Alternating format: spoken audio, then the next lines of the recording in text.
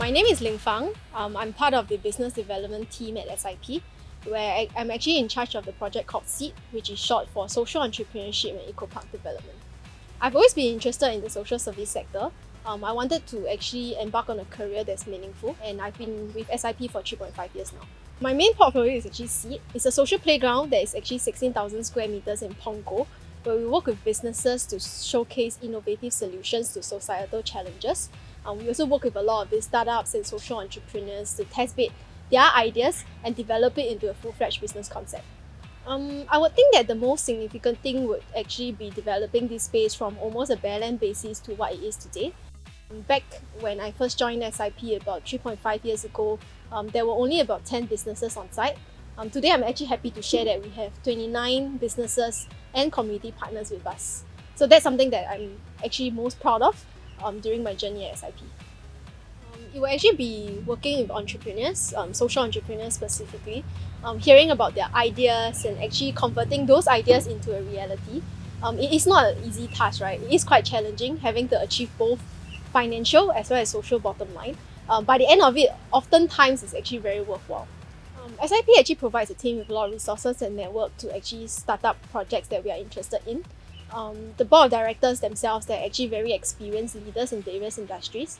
They give us a lot of advice and guidance in our work. So that has actually facilitated my personal growth a lot. I've learned from things from like strategic planning to budgeting to marketing and even as well as stakeholder management and managing the day-to-day operations.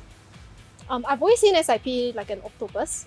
It's like a creature with many limbs, reaching out, extending out to others, right? Similarly, SIP has many platforms under us where we work with positive change makers and enable them to be able to bridge social gaps. This could come from through the forms of innovative collaborations as well as mindful leadership programs. That would actually be the businesses we have on site with us. As an incubator, as a space that actually seek to actually develop startups and social enterprises, we have empowered a number of them, including the 29 businesses that I mentioned earlier. One would be Big Fish Small Fish, where they actually started their first outlet with us here at Punggol at Sea. And now they actually have 5 outlets island-wide. We also work with Knowledge Quest.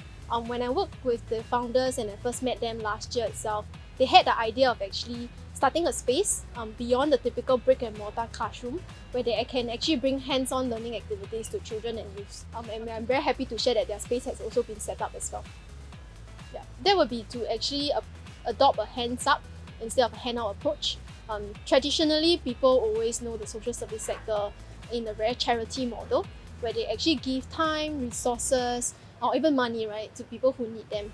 But at SIP itself, we believe in a hand-up approach where we educate, empower, and enhance change makers with resources, skills, knowledge to be able to bridge social gaps.